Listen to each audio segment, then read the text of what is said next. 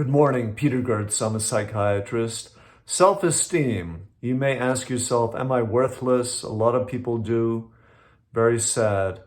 Now, if we're talking about self-esteem, it's interesting. It's almost as if we're talking about two different people. So we're talking about ourself, but then ourself, evaluating ourself.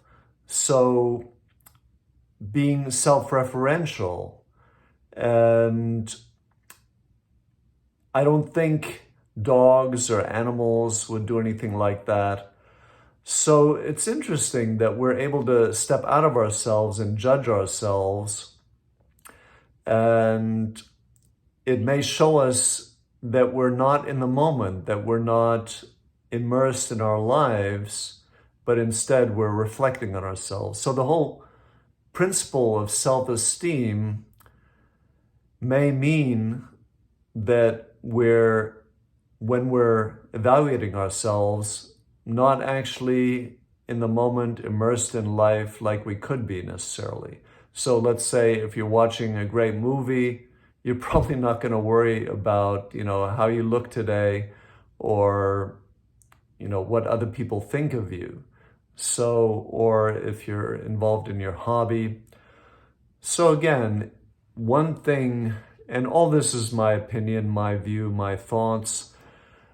So one thing to think about regarding self-esteem is you might be able to just sidestep the whole issue by being, or to an extent sidestep it, by being more immersed and involved in life and involved in the moment at hand, the present moment.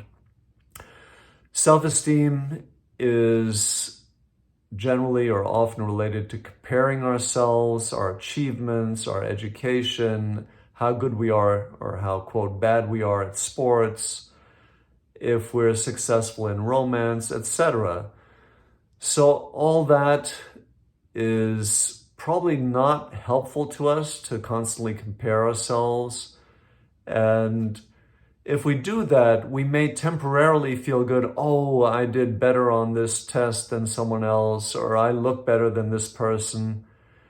But it's not very helpful, in my opinion, because you may then see someone who looks better than you, in your opinion, or did even better on the test than you.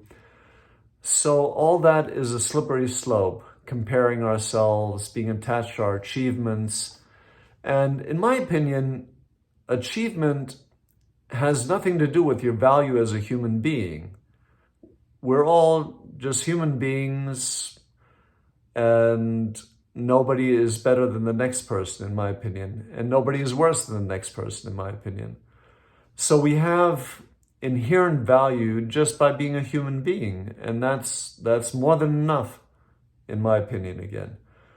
So if we're attached to our achievements, that could be money, physical appearance, like I mentioned. And it's interesting, I was watching part of a video about self-esteem, and the interviewer, then started talking about how they celebrated in his channel having gotten 1,000 subscribers, and then again celebrated having 10,000 subscribers. So it's interesting in a video about self-esteem that the interviewer himself seemed attached to how many viewers his channel had. So our ego wants recognition and attention, and we don't need that. Again, in my opinion, we have inherent value as a human being, regardless of what other people think or how much attention we get. So you may want to be popular in school. You may have been bullied in school, but do you really want recognition by people who bully you? Are those the kind of people you want recognition from, or by racists, etc.? Or by anybody? Do you need recognition by anybody?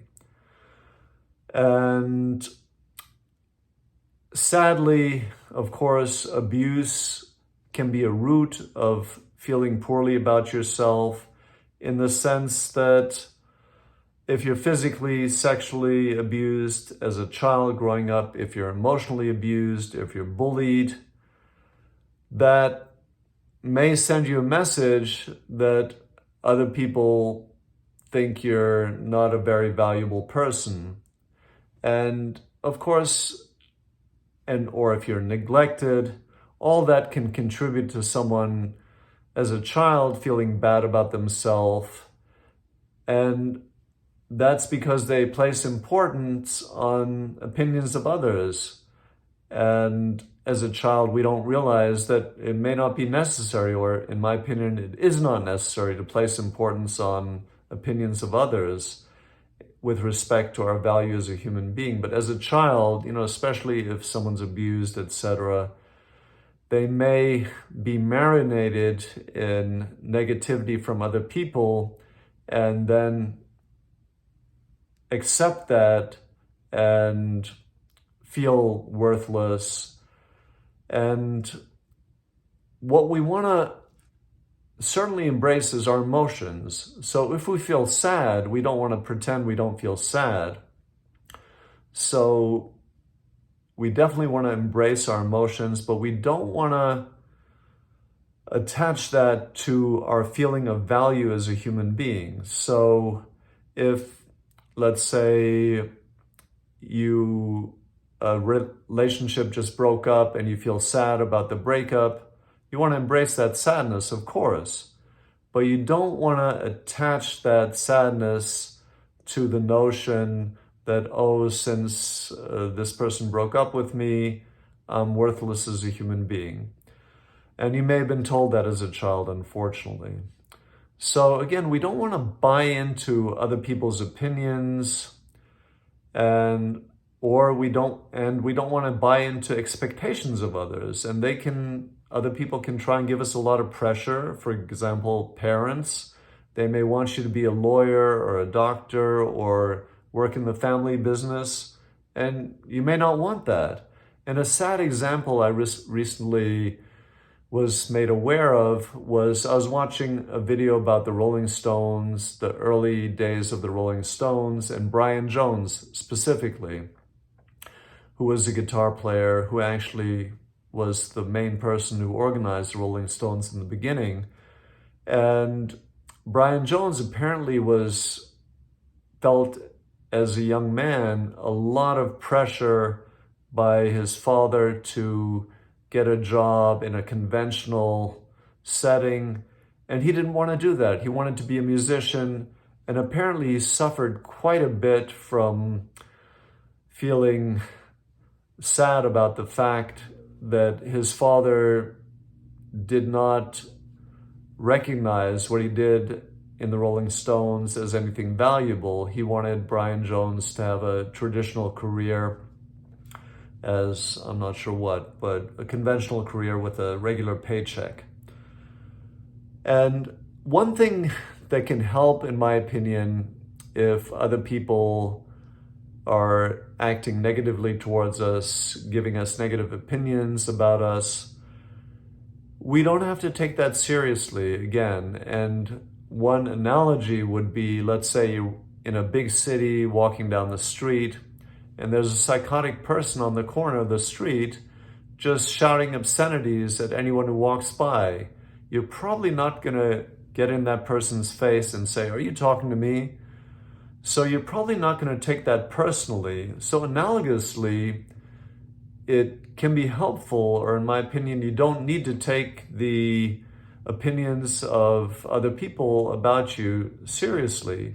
So you can just remind yourself, oh, if I was walking down the street and a psychotic person started shouting at me, would I take that seriously? Probably not. So you don't have to take the opinion of, let's say, family members seriously if they're talking about you as a human being, or what they see as your value as a human being. And there are many aspects. As a woman in our culture, especially in America, you may be focused on your appearance. It may be very important to you that men find you physically attractive.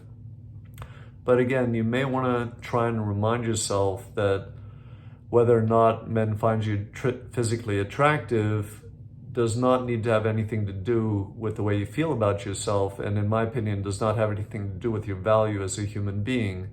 Analogously, as a teenager, as a male teenager, you may be concerned about your strength, physical strength, if you're good or not in sports, so-called good or not in sports. You don't want to be picked last for teams. But that does not have anything to do with your value as a human being. You don't have to be good at sports to have value as a human being. Unfortunately, if you feel bad about yourself, you may be more vulnerable to difficult experiences down the road. So you may be more vulnerable to being in an abusive relationship, to being used at work, to be used by your family. Like, you do much more chores than other people. And what can be helpful is to make the word no one of your favorite words. Of course, the situation has to be safe. If someone's standing in front of you with a gun, that may not be the time to have a verbal confrontation and say, no, I'm not doing that.